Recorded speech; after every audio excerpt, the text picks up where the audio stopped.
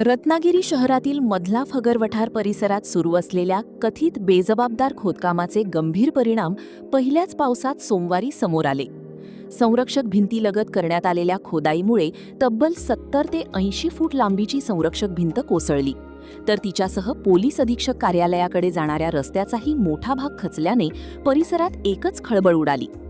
या घटनेमुळे परिसरातील 7 ते 8 घरांवर संभाव्य धोक्याचे सावट निर्माण झालं असून नागरिकांमध्ये भीतीचे वातावरण पसरलं आहे. रस्ता खचल्यामुळे वाहतूक ठप्प झाली असून पोलीस अधीक्षक कार्यालयाकडे जाणारा महत्त्वाचा मार्ग बंद करावा लागला आहे. स्थानिकांच्या मते संरक्षक भिंतीच्या लगत काही दिवसांपासून खोदकाम सुरू होतं. या खोदाईमुळे जमिनीचा आधार कमकुवत झाला आणि अखेर भिंतीने शरणागती पत्करल्याचे चित्र सध्या पाहायला मिळतंय. भिंतीच्या ढिगाऱ्यासह रस्त्यालगतचे आंब्याचे झाडही मुळासकट उन्मळून पडलं. या घटनेची माहिती मिळताच स्थानिक नगरसेवक निमेश नायक यांनी घटनास्थळी धाव घेत परिस्थितीची पाहणी केली.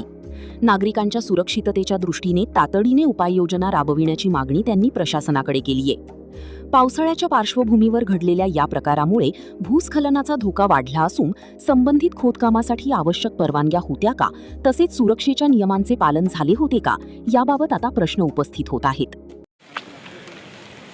आज सकाळी 6:30 वाजता मला फगरवठारमधनं फोन आला. आमचे कार्यकर्ते आहेत राजू म्हणून, त्यांचा फोन आला की बांधी कोसळलेली आहे. तर मी इथे येऊन बघितलं तर आपली रिटर्निंग वॉल जी आहे नगर परिषदने बांधलेली ती पूर्णपणे कोसळली होती आणि एक मोठं आंब्याचं झाड हे पूर्ण रस्त्यावर पडलं होतं आणि रस्ता पूर्ण ब्लॉक झाला होता.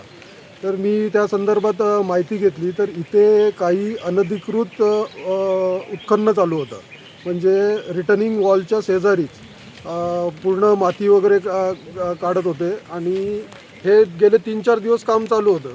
तर त्या संदर्भात मला इथे इकडच्या लोकांनी सांगितलं की इथे काहीतरी बिल्डिंगचं वगैरे काम चालू होतं म्हणून मी आमचे नगर परिषदचे टाउन प्लॅनर इंजिनियर मुल्ला यांच्याशी संपर्क केला. त्यांना मी इथे बोलवलं.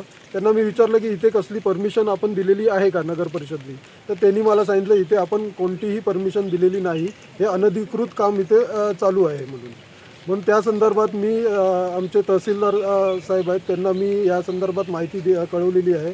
त्यांना हे फोटो पण टाकलेले आहेत आणि याचा आता पंचनामा मी करून घेणार आहे. आणि हे जे कोण अनधिकृत काम करत होते ज्याच्यामुळे हे नगर परिषदचं नुकसान झालेलं आहे, तिथे माझ्या ते ह्याच्या बांधाच्या खाली एक 3-4 घरांनाही धोका निर्माण झालेला आहे. तर ह्याची पूर्ण जबाबदारी ते अनधिकृत जे कोण काम करत होते ते त्यांची आहे आणि त्यांच्यावर कडक कारवाई व्हावी ही माझी मागणी मी तहसीलदार साहेबांकडे आणि आमचे नगर परिषदचे CEO गारवे साहेब यांच्याकडे मी केलेली आहे.